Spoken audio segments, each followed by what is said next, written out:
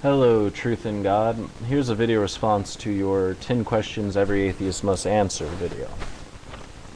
Your first question is, why does anything exist if God does not exist? Well, a better question you're trying to ask is, why does anything exist?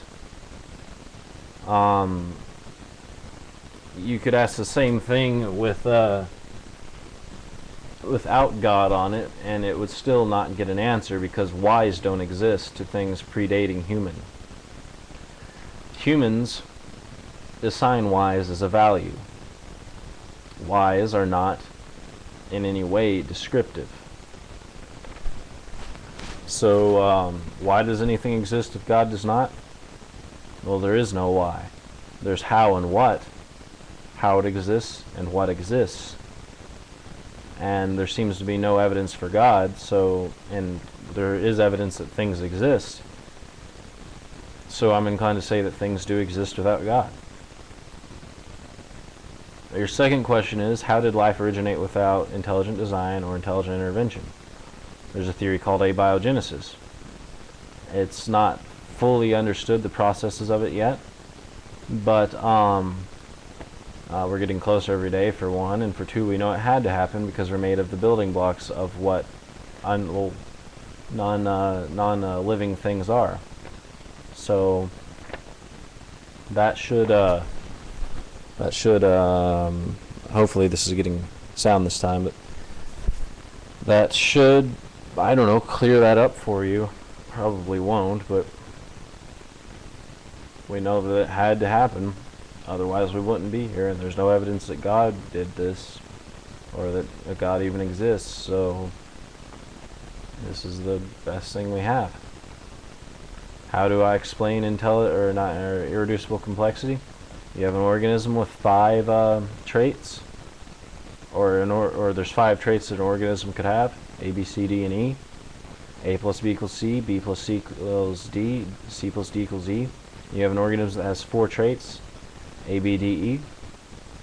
You say it's irreducibly complex, yet if you have a simple understanding of genetics, then you would be able to tell that there's a type of genetic mutation called deletion, in which that gene would be deleted, yet the organism could still pass on A, B, D, E, and have it work out just perfectly. Then for future reference, the D and the E could add together and make you an F. The E and the F could add together, make you a G. So it could continue to go, then you could have more deletion happen, making it seem more irreducibly complex, even though it's not. So that smashes irreducible complexity. The Cambrian explosion, you asked me to explain that in your 4th question. The Cambrian explosion was not an instant of time. It was 12 to 14 million years worth of time, which is still short in macroevolutionary standards, but by no means was it instant. For 2, the amount of oxygen level at that time would have allowed organisms to reproduce much more easily, propagate, and actually be allowed to survive by the natural selective purposes and the environment much more easily. So even the ones with non-beneficiary genes and traits and such would be able to survive. That would allow that huge diversity of life you see. You say that the oxygen levels would have killed them at that time. Well, it's not true, because we know the oxygen levels at that time, for 1, and for 2, it would have killed early life. Early life is early life. Cambrian period is nowhere near early life. The amount of time before really complex life is enormous. So next is 5th question is, where do I base my morals? Beneficial reciprocity. Do unto others as they would be done by. Not actually Jesus that came up with this. It's Confucius, 400 years before Jesus. But it doesn't matter who came up with it. It happens to be, I don't know, somewhat true. Plus there's compassion. That's why I wouldn't murder babies. Those are innate things that people are born with. If you're not born with them, then you turn out to be a sociopath. It happens. It's part of nature. It's kind of bleak sometimes, but that's how it is. Then you ask in your sixth question, what is the logically defendable stance? The God hypothesis or science's theories, basically. The science's controversial theories of evolution and abiogenesis and the Big Bang, which contradict your explanation. The logically defendable one is the one that has evidence, and that's science. Science has evidence. Your hypothesis, or assumption I should say, does not. And then you say saying there is not a God is a preconception. How is this so? To say there is not a God, someone first has to imply or assume that there is. I wouldn't be able to say there's not a God if no one told me or assumed or said to me that there was one. I don't just go out in the street and proclaim that there's not pink elephants until someone tells me there is. Although I do use that as an example to show you the similarity. So it's not a preconception on my part, it's a preconception on your part to say that there is a God. If people hadn't invented gods and no one believed in a God, and no one had heard of a God, we would be non-theists.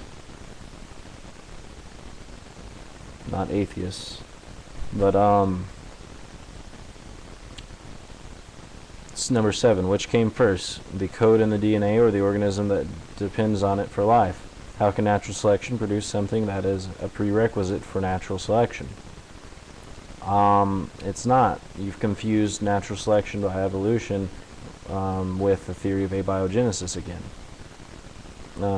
DNA, or rather RNA, would have come first. And your ignorance on the subject does not account for your supposed correctness. You have to actually research a subject before you try and argue against it.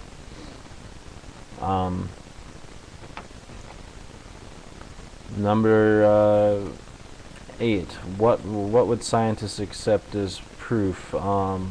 Wait, hold on. If scientists would accept repeating prime numbers in RF sequences coming from space as proof of an alien civilization, how come they won't accept the amounts of information in a nucleus of a cell or a bacteria as being designed? Well, first show me a scientist who would accept anything as proof and not as evidence. But secondly, repeating prime numbers occur naturally in the RF sequence and would only be considered highly extensive contrivance to considered evidence of a alien civilization.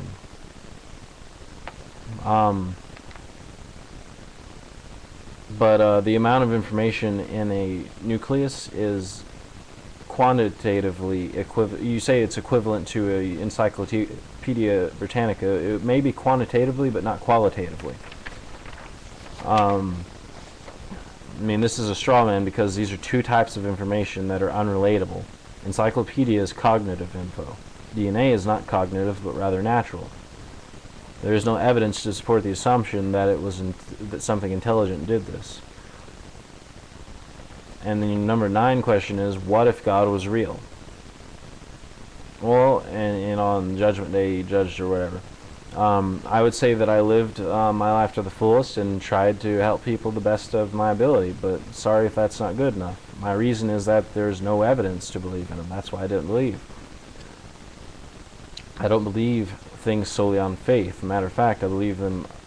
If there's something that's unanswered, I only believe on what they call a reasonable assumption. I believe what I believe because I've looked closely, not because I haven't. And then you say, if I answered all of your objections, would you accept God? Well, if you presented demonstrable evidence that could be repeated and measured, then I would have no choice but to believe. But that hasn't happened. Therefore, I don't.